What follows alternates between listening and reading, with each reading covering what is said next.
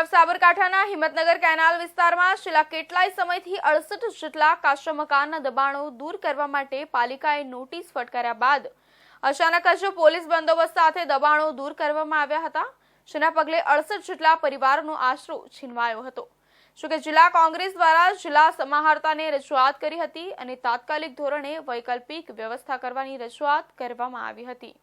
સાબરકાંઠાના હિંમતનગર કેનાલ વિસ્તારમાં રિવરફ્રન્ટના ફેઝ 2ના બાંધકામની શરૂઆત કરતા પહેલા 68 જેટલા કાચા મકાનના દબાણ છેલ્લા કેટલાય વર્ષોથી યથાવત હતા, જે દૂર કરવા માટે હિંમતનગર નગરપાલિકા દ્વારા વારંવાર નોટિસો આપવામાં આવી હતી અને નોટિસોની મુદત વીતી જતા હિંમતનગર પાલિકા દ્વારા 70 જેટલા કાચા મકાન દૂર કરાયા હતા, જેમાં 100થી વધારે કર્મચારીઓ જેસીબી સહિતની સાધન સામગ્રી સાથે ચુસ્ત પોલીસ બંદોબસ્ત વચ્ચે તમામ દબાણો દૂર કરાયા છે। વારંવાર નોટિસ આપ્યા બાદ પણ સ્થિતિ યથાવત રહેતા આખરે દબાણો દૂર કરાયા હતા। નગરપાલિકા દ્વારા કેનાલ ફ્રન્ટ ડેવલપમેન્ટ માટે સિંચાઈ વિભાગ પાસેથી લીધેલ જમીન લો કોલેજ આગળ 70 જેટલા કાચા છાપરા ધરાવતા કિસ્સાઓ હતા, તેઓને આજથી 15 દિવસ પહેલાં આપણે લેખિતમાં નોટિસ આપેલી અને એક અઠવાડિયા પહેલાં એમને આ જગ્યા ખાલી કરવા માટે પણ સૂચના કરેલ અને આજે એક અઠવાડિયા પછી એમને સમય આપ્યા બાદ આજે તમામ દબાણો દૂર કરવામાં આવેલ છે। હિંમતનગર નગરપાલિકાના કેનાલ ફ્રન્ટ પર આજે વિકાસના નામે વિનાશ થઈ રહ્યો છે, એ આપ જોઈ રહ્યા છો।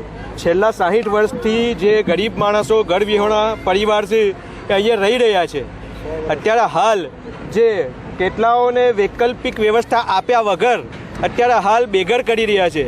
હિંમતનગર નગરપાલિકાને ભાજપની શાસક પક્ષની બેવડી નીતિ અહીંયા સ્પષ્ટ દેખાઈ આવે છે।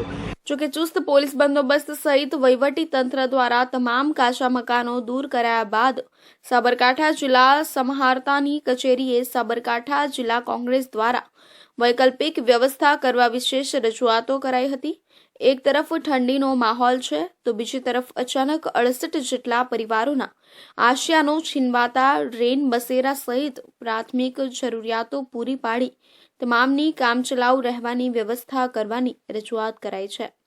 તેમજ જિલ્લા કલેક્ટર કચેરી દ્વારા પહેલાથી જ હસનનગર તેમજ ભોલેશ્વર વિસ્તારમાં મકાન વિહોણા લોકો માટે વૈકલ્પિક વ્યવસ્થાની જમીન ફાળવણી કરાઈ છે, ત્યારે હાલમાં 70 જેટલા પરિવારો માટે વિશેષ વ્યવસ્થા કરાય તેવી કોંગ્રેસી કાર્યકર્તાઓએ માંગ કરી છે।